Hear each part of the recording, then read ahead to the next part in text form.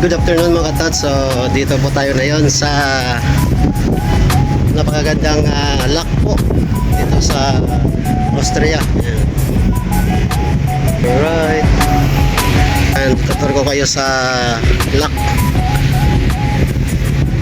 So ayan, sakto lang yung isang barko katats. Asya lang isang barko. So yan mga katats, ang lock dito sa Melk, Austria. So parang Panama Canal siya na maliit. Actually ang lock dito mga katats from Budapest to Amsterdam ay 67 lock. So like little Panama. So yan katats, tingnan nyo, ayan o. Isang dangkal lang yung isang dangkal lang yung diferensya. Tapos mayroon siyang ladder mga katats, ladder going to up. Ayan, si first officer doon nagmamaneho sa gilid kasi tinatingnan lagi yan sa gilid. Ay may yung dikit mga katats, tingnan nyo, napakadikit. Kunti lang yung diferensya. Mga katats, ang lock. Yan, hawakan ko na yung lock gilid na lock. Lumot mga katats kasi puro tubig lumot. Hawakan natin mabuti yung ating cellphone mga katats, baka mahulog, babay na lang. Alright, pupunta tayo sa likod mga katats. Yung lock kasi sa likod mag-close na. Hira natin yan katats, mag-close na po yung lock dito, yung rasukan kanina. Ayan na siya, mag-close yan para yung tubig aangat.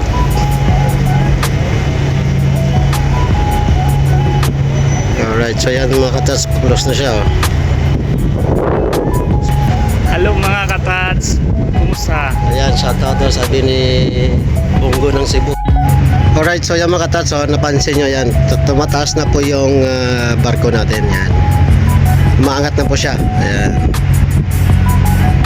pansin nyo, tignan nyo to itong na yan yung ladder na yan ayan, umangat na siya mga katats, tayo ipapangat na. Ayan, umaangat na tayo. Ayan katats, umaangat na dahil yung tubig mapasok na po kasi nalock yung lock dun sa pinasukan kanina, nakasarado na. Ay yung tubig mapasok na yan. Ayan, may level Ayan, malapit tayo magli-level sa sa taas. Ayan sa taas. Nandyan yung nakatali yung rope para umangat yung barko sa yung tubig. Ayan may natin na yung yung daanan Ayan. So malapit na tayo. Ayan, nakatats. So nagli-level na tayo sa tubig doon sa harap. Kita nyo yan. Bilis ng pag di ba kanina mga katats walang tubig yon.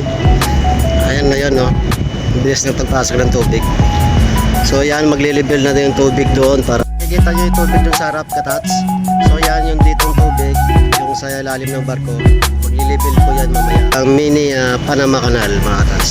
So yan mga katats, nag-angat na tayo, naka-level na tayo sa sa lock po mga katats. So yan na katas, nakataas na po tayo. Yan ang tsura ng lock sa harap mga katats. So yan mga friends and relatives and followers, ito na po, malapit na tayo maka-level sa tubig sa labas. Ito po yung view dito sa lock mga katats, dito sa Melk, Austria. Sa Austria pa lang tayo katats, bukas na sa Germany na tayo. Sa ilog ng Germany na tayo bukas. So ito po ang view niya dito along the river sa gilid ng lock. So yan mga katas, nakikita yung red light. Yan, traffic light na yan. So ibig sabihin na stop pa rin tayo. So malapit-lapit na yan, magiging go na tayo palabas. Yan katas, nakikita yung tubig doon sa kabila. Yan ang mababa, doon tayo galing kanina. So na yon, pag pumasok dito sa lock, pinapakyat yung yung barko, pinapataas para level dito naman sa kabilang ilog para makapag cross tayo sa kabilang ilog mga katats, para makadaan tayo. Right, so yan katats, nag-level na po ang ang tubig po. So yan katats, nakikita nyo mga friends and followers, yan nag-level na po yung water sa dito sa kabila. So ibig sabihin maka-cross na tayo yan, daan na po tayo. So yan katats, bumaba na yung yung lock po. Yan. Bumaba na po siya yun. Bumaba na ng ilalim. So yan na po.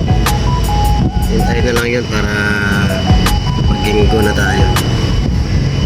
Ang galing na paggawa nila, no, katats. So yan katats, nag-sign na po ng green light. So ready to go na po.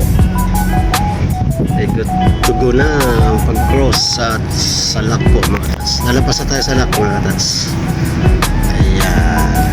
So nakikita yung bakal, yung semento kanina sa gitna, nawala na, di ba? Bumaba yun. Kasi meron siyang pressure na ginagamit dito, ilalim. Tapos pangat. So ito, cross na tayo mga katats sa lock. So yan mga katats, palabas na tayo sa lock mga katats. Ito yung matak pa ilalim ng ng bakal sa ilalim niya. Up and down. Alright, so yan mga katats, naka-exit na tayo sa lock mga katats.